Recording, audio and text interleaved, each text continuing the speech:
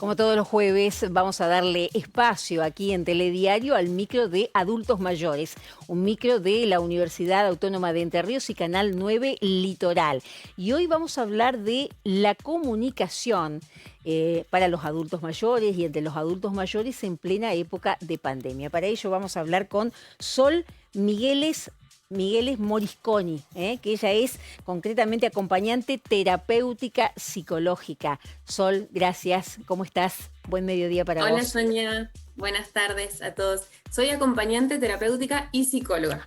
Acompañante terapéutica y psicóloga. Perfecto. Y en este caso me imagino que tendrás bastante labor en medio de esta pandemia para los adultos mayores, supongo. Sí, afortunadamente hay un montón de trabajo y un montón de equipos y bueno, espacios tan importantes como este para hablar y pensar en relación a cómo nos vinculamos con los adultos mayores en este momento. En este micro hemos hablado varias veces concretamente de cómo tienen que atravesar los adultos mayores este contexto tan difícil, tan complejo, pero la comunicación me parece justamente uno de los ejes o uno de los elementos que uno quisiera saber cómo puede ayudar, porque normalmente, claro, este virus ataca sobre todo a las personas mayores con mayor peligrosidad. Uno tiende a decirle a los adultos mayores, bueno, quédense adentro, no salgan, pero necesitan hablar, necesitan comunicarse, necesitan tener sus lazos. ¿Qué hacer entonces, Sol? Sí, por ahí ubicar en primer lugar que justamente a partir de la pandemia empezó a haber muchísima información para las personas mayores, que es algo que antes no ocurría de esta manera, ¿sí? Entonces, tanto para ellos como también para los que no lo somos, pero nos vinculamos permanentemente, implica un trabajo, empezar a ver qué hacemos con esta información, cómo la manejamos, ¿sí?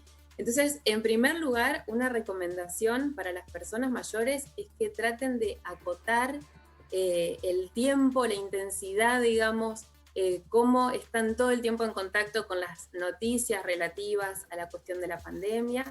Por supuesto que miran telediario y bueno, después que puedan encontrar otro tiempo y otro espacio para hacer otras cosas, ¿sí? Porque si no, estar todo el tiempo en contacto con estas noticias, bueno, genera ansiedades, malestares, ¿sí? Eso por un lado.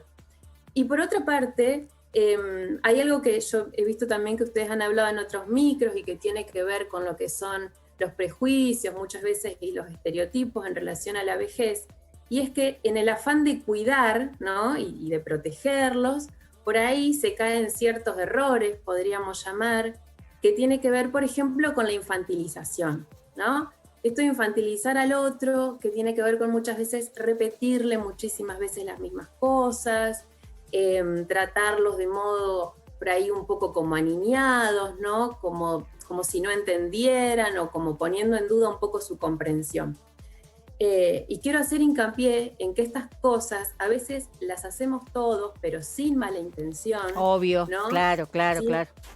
sin querer dañar al otro, pero acumuladas por ahí en el tiempo, ¿no? Y sostenidas, generan algo contrario a lo que uno querría, que es que el adulto mayor se sienta bien y se sienta acompañado y se sienta contenido. Muchas veces esto sostenido en el tiempo hace que el otro se sienta, bueno, como que puede generar efectos negativos en su autoestima y a largo plazo también en su independencia y su autonomía. Claro, Eh, estaba intentando, me quedé un poquito todavía en el primer punto, ¿no? Lo que vos decías, está bien, no pueden salir mucho, por allí hay gente que no tiene tal vez, no sé, computadoras, que no maneja redes sociales, sí, muchos adultos mayores sí, obviamente, y muchos sí. buscan en la televisión, en los noticieros, en las noticias de actualidad, pasar parte de ese tiempo, ver qué pasa, si esto mejora, no mejora, y a veces Sí. realmente eso genera muchísima ansiedad. ¿Qué les recomendamos ahí? Que miren películas mejor. Sí, por ahí no es solamente ahí labor de la persona mayor, sino por ahí de los que estamos cerca, estar un poco atentos a qué está pasando ahí, ¿no? Y bueno, tratar de ofrecer algunas alternativas, esto de comunicarse telefónicamente. Bueno, desde lo que son los espacios de talleres siempre estamos enviando actividades también, ¿no? Tratando de ofrecer otras alternativas. Pero muchas veces no depende solo de la persona mayor, sino por eso me gustaría hacer hincapié en lo que es el trabajo en red. Por ahí uno como vecino, ¿no? También estar atento, esto va a ser una pasadita, preguntar si el otro está bien, si necesita algo, La tratar llamadita, de... la llamadita por teléfono, aunque sea, ¿no es Sí, cierto? Para sí. preguntar cómo están, para que se saquen las ganas de conversar un poco. ¿M? Y que es un montón, digamos, la disposición a escuchar al otro, independientemente de que uno no pueda estar ahí, digamos, como uno quisiera, Claro. pero es muchísimo y es súper importante. Por eso en relación a esto de los cuidados, ¿sí? Y de cómo trabajamos estos cuidados con, ya sea con nuestra familia, con nuestros amigos, me parece que es un trabajo que podemos hacer todos los días. Primero, empezar a fijarnos cómo nos comunicamos. ¿Cómo decimos esto del cuidado, ¿no? Del bueno, fíjate cuando salís, el tema del alcohol, ¿cómo lo comunicamos? ¿Cómo lo recibe el otro? ¿Sí? Estamos siendo un poco imperativos, estamos siendo autoritarios, el otro lo recibe bien. Primero empezar a mirar un poco eso. Y después poder conversarlo también, digamos, poder hablar de esto que nos está pasando, que es súper importante. Preguntarle al otro cómo se siente en esta situación, poder expresar también nuestra preocupación, ¿sí? En relación a este momento. Eh, y lo que es fundamental es poder ejercitar la empatía, ¿sí? Porque nosotros pensamos en mejorar el trato a las personas mayores.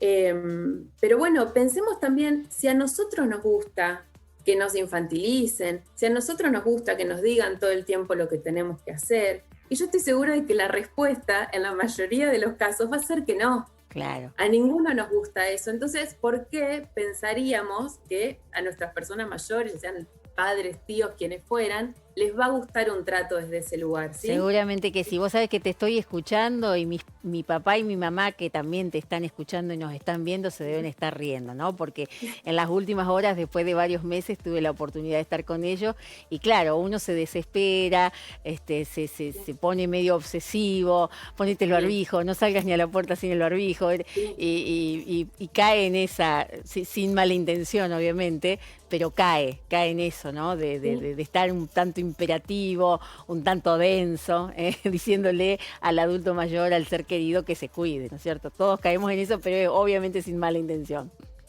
Por supuesto, es que es súper natural también este tiempo y por eso la idea no es ni culpabilizar a nadie, ni que nadie se sienta culpable, sino es una invitación un poco a la reflexión, a poder revisar esto, ver cómo lo estamos haciendo y en todo caso abrir al diálogo, digamos, ¿qué es eso? De lo que se trata un poco, porque estamos todos aprendiendo, de hecho yo a veces también lo hago, pero bueno, es un aprendizaje continuo y me parece que tenemos una, dentro de lo malo, digamos, que estamos pasando, es una buena oportunidad también para revisar cómo nos vinculamos con nuestras personas mayores y mejorar el trato, no solamente ahora en pandemia, sino cuando todo esto pase también. Seguramente que sí. Bueno, ha sido de muchísima ayuda tus palabras y tus conceptos. Sol Miguel Morisconi, ayudante terapéutica y psicóloga. Gracias por participar de este Muchas micro. gracias, Sonia. Buenas tardes. Buenas tardes. Y nosotros obviamente decirle